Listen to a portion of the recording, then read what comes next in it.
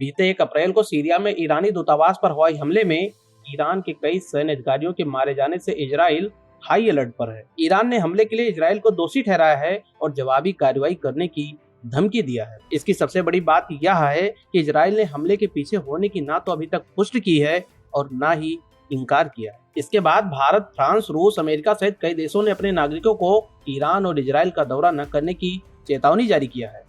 प्रायः ऐसा देखा गया है कि जब भी किसी देश या संगठन ने इजराइल पर हमला किया तो ईरान उसकी मुक्त कंठ से प्रशंसा करता रहा है।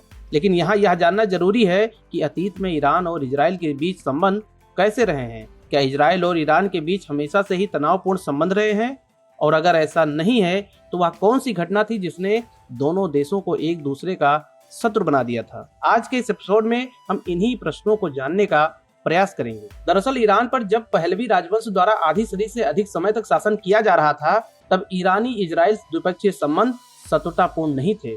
ईरान उन देशों में शामिल था जिसने इजराइल को नए देश के रूप में सबसे पहले मान्यता दिया था। उस मान्यता को फिलिस्तीनियों ने नकबा या तबाही की एक मौन अंतर्राष्ट्रीय स्वीकृति कहकर आलोचना किया था, क्योंकि 1948 में इजराइल के निर्माण ने 7 लाख से अधिक फिलिस्तीनियों को जबरन विस्थापित होने के लिए मजबूर किया था। उस समय नए राष्ट्र के रूप में उदित हो रहे इजराइल में भी गैर अरब देशों के साथ संबंध स्थापित करने में उत्सुकता थी, जिसमें ईरान के साथ सैन्य और सुरक्षा सहयोग भी शामिल था। यह बात है वर्ष 1979 की, जब अयातुल्लाह खुमैनी के नेतृत्व में ईरान में इस्लामी क्रांति हुई, जिसके बाद शाह मोहम्मद रजा पहलवी को हटा दिया गया। इस इस्लामी क्रांति के बाद अयातुल्लाह खुमैनी मध्य पूर्व क्षेत्र में ही नहीं वरन संपूर्ण जगत में शिया मुस्लिम के सबसे बड़े नेता के रूप में उभरे। क्योंकि जब ईरान में पहलवी राजवंश का शासन था, तब इजराइल और अमेरिका दोनों के संबंध ईरान से अच्छे थे, क्योंकि उस समय की अधिकतर तेल और प्राकृतिक गैस की आवश्यकता यहीं से पूरा होती थी। लेकिन जब यह क्रांति हुई तो ईरान के कड़े रुख ने इन देशों को नए विकल्पों की तलाश करने के लिए विवश किया। यही वह क्षण था जब इजराइल और अमेरिका का रुख सुन्नी मुस्लिम देशों जैसे सऊदी अरब और संयुक्त अरब अमीरात की ओर बढ़ने लगा। अयातुल्लाह खुमैनी अमेरिका और इजराइल से इतना नाराज हुए कि उन्होंने संयुक्त राज्य अमेरिका को बड़ा शैतान और इजराइल को छोटा शैतान तक कह डाला।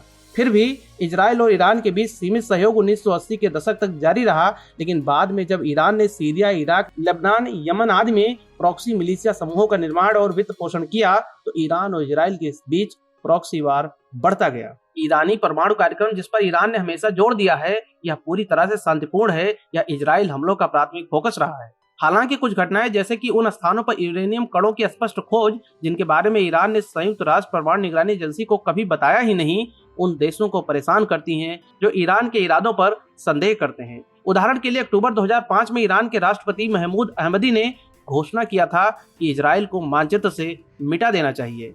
समय व्यतीत होता रहा और इन दोनों देशों के बीच में विवाद नए नए स्वरूपों में बदलता रहा। जब 2018 में अमेरिका के तत्कालीन राष्ट्रपति डोनाल्ड ट्रंप ने ईरान परमाणु समझौते से हटने का फैसला किया, तो यह ईरान के लिए एक झटका जबकि इजराइल के लिए जीत के रूप में देखा गया था।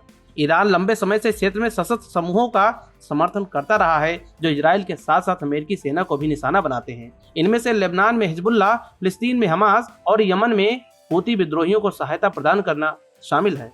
ईरान सीरियाई राष्ट्रपति बशर अल असद के शासन का भी समर्थन करता है, जिस पर इजराइल का आरोप है कि तेहरान लेबनान में हिजबुल्लाह को इस मिसाइलें और अन्य हथियार भेजने के लिए सीरियाई क्षेत्र का उपयोग करता है। क्योंकि तनाव बढ़ने का खतरा वैश्विक ऊर्जा बाजारों को खतरे में डाल सकता है, जिससे वैश्विक अर्थव्यवस्था और ऊर्जा सुरक्षा प्रभावित हो सकती है। इसलिए परमाणु प्रसार को रोकने में संयुक्त राष्ट्र की प्रतिबद्धता को देखते हुए ईरान का परमाणु कार्यक्रम दुनिया के समक्ष एक गंभीर चिंता का विषय बना हुआ है। भारत सहित दुनिया के तमाम देशों की अधिकतर ऊर्जा आपूर्ति इसी क्षेत्र से होकर गुजरती है, अतः इस क्षेत्र में किसी भी प्रकार का हमला वैश्विक चिंता को तीव्र कर सकता है।